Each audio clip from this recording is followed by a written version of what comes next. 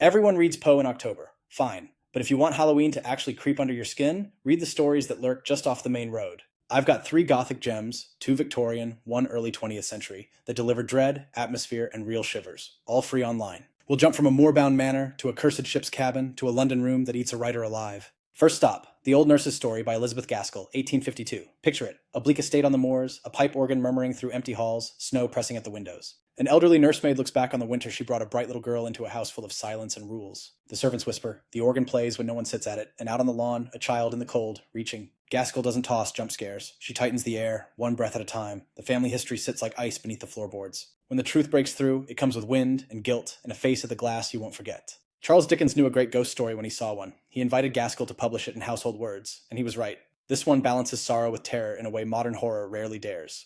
Read it free on Project Gutenberg. Best with a storm outside and no music on, let the organ have the room.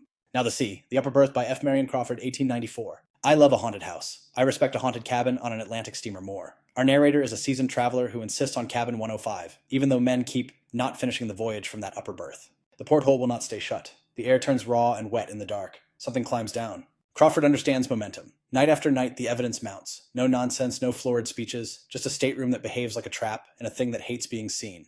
If your pulse doesn't jump during the last confrontation, check it again. M.R. James ranked this very highly among ghost stories, and Lovecraft called it one of the most tremendous horror stories in all literature. They weren't exaggerating. You can read it for free on Project Gutenberg. Save it for midnight, and maybe don't book the upper bunk on your next ferry. Third, The Beckoning Fair One by Oliver Onions, 1911. This one works like a slow poison. Paul Oleron, a writer, moves into an empty London house for peace and focus. The house gives him quiet, all right. So much quiet he can hear a tune he's never learned. He feels watched, then guided, then claimed. Friends become interruptions. Food tastes like dust. The novel, unfinished, starts to feel like competition.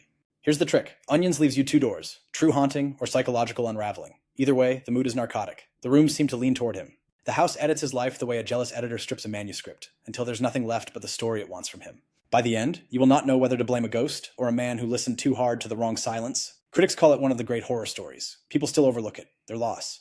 It's in the collection Widdershins on Project Gutenberg. Read it in one sitting, then walk around your place and turn on every light. Quick recap and reading order if you want a perfect Halloween arc. Twilight, The Old Nurse's Story for cold moor air and family sins catching up. Midnight, The Upper Berth for pure physical terror and a nasty wet presence. Early morning when the world feels off. The Beckoning Fair One to let dread linger in the walls. And yes, these still land. They move fast, they avoid cheap tricks, and they treat the supernatural with the seriousness of grief and obsession. That's why they last. That's why they're perfect for this season.